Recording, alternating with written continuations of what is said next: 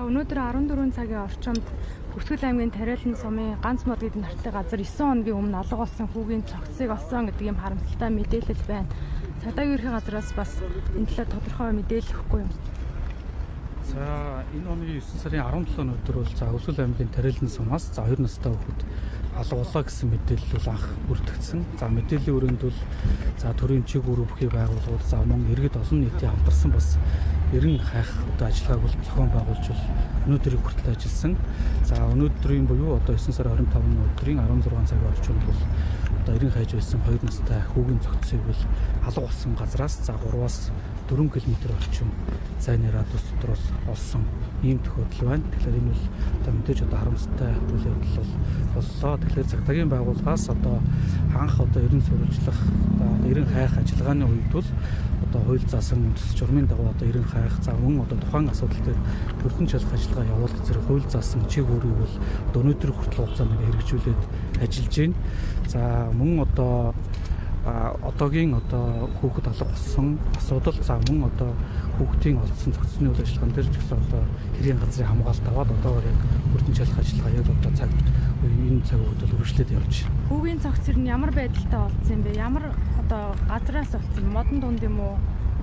За яг зүгээр тухайн одоо орчны нөхцөл байдлын хувьд бол бас модтой тал ийм боссон ийм одоо газар орны нөхцөл байна. Зүгээр яг одоогоор яг хүүгийн зогцсон одоо делегацийн зогцсонд одоо ямар нөхцөл байдал үүссэн одоо гэмтэж арах гэдэг ч юм уу те бус тэл харагдах байдлаар нөхцөл байдал дээр яг одоо үзлэг шалгалт хийгдэж явж байгаа учраас бас одоо дараагийн одоо мөрдөн чалах ажиллагааны явцад за мөн одоо шинжээчийн дүгнэлт гарах тэр байлгамтай уялдуул бас мэдээлэл өгөхөд бол болно.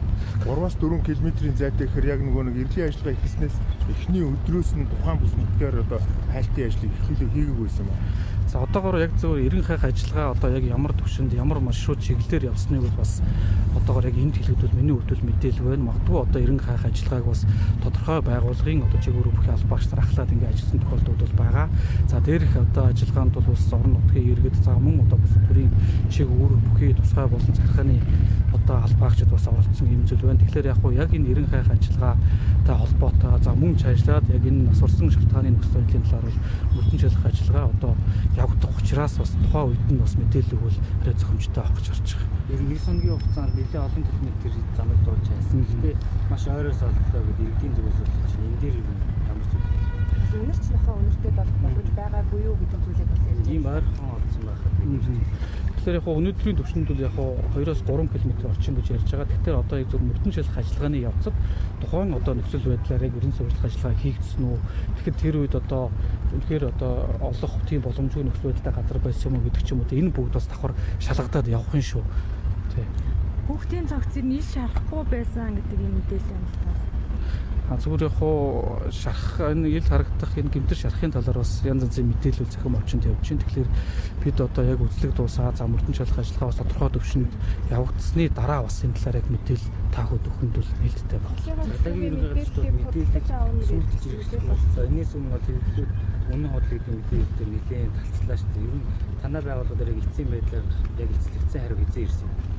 Асуултыг ойлгосон өнгөрсөн хугацаанд худал мэдээлүүд их тархсан шүү дээ. Хүүхдийг олсон гэж эсвэл зураг нь 4-5 жилийн өмнөх зураг байсан ч гэдэг юм уу.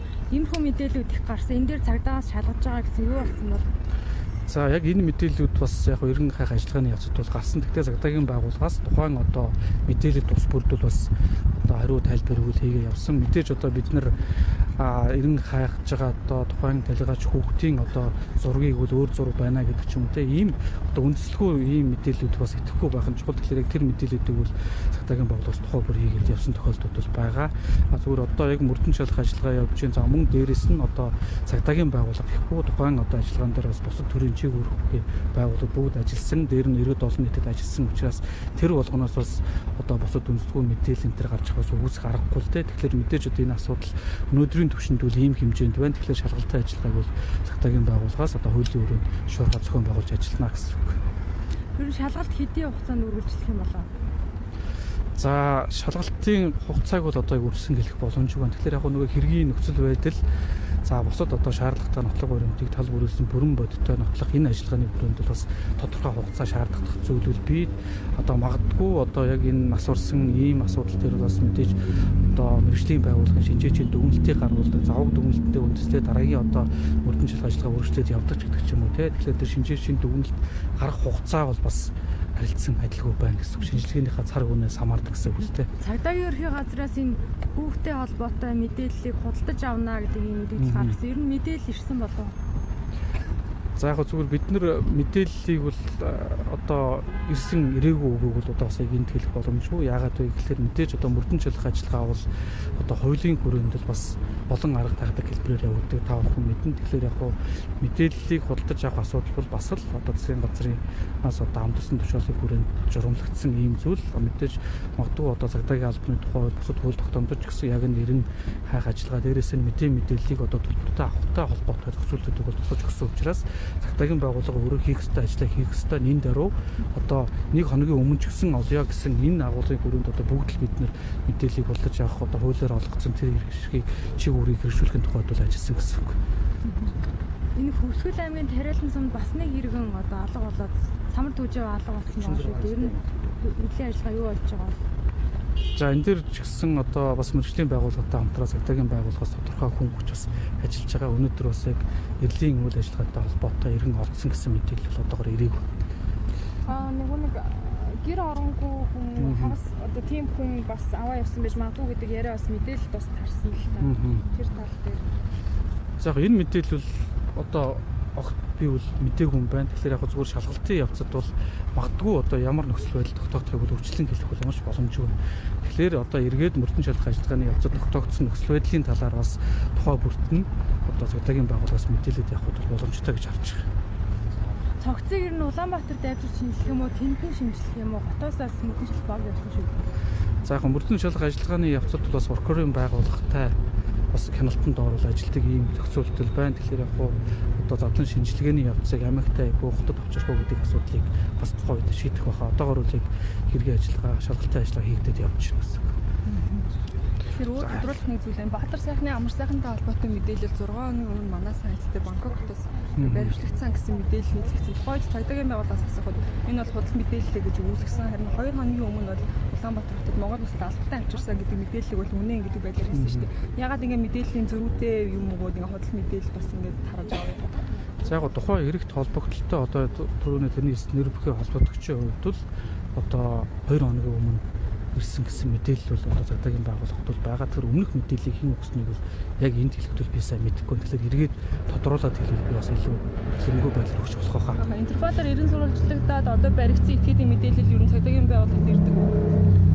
За яг Интерполийн төвшөнд бол бас хэд хэдэн одоо зохицуулалт байдаг. Мэдээж одоо гэмтэргийн нөхцөл байдал буюу нөгөө хүнд одоо тий бусад одоо гэмтэргийн нөхцлөөс хамаарат бол Интерполийн төвшин бол харилцан адилхан байдаг.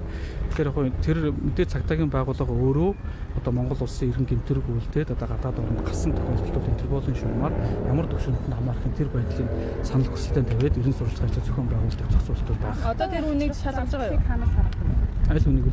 Амар сайхан. Эренгуут нь ер нь шинжилгээ аваад шалгана, хэрэг толбогдуулж шалгана. Мэдээж энэ ажиллагаанууд бол бүгд хийгдсэн. Тий, прокурорын хяналтанд дор цагт тухайн бүртэн шуурхай зохион байгуулалтад. Ер нь орон зайсан этгээдийг албатай авчрахад заах мөнгөний ханаас харагдав юм бол. За албадан авчрах одоо журам бас байна. За мөн одоо шаардлагатай тохиолдолд бас одоо албадан авчрах зарлыг хэрэгт холбогдсон этгээдээс гаргуулдаг бас иргэний эрх зүйн зохицуулалт байгаа. Тэгэхээр яг мэдээж мөрдөн чөлөх ажиллагаа дууссан тохиолдолд одоо тэр зардлын асуудлыг бас салгаад холбогдох шүүгөө шийдвэрлэх ийм зохицуулалт бий. За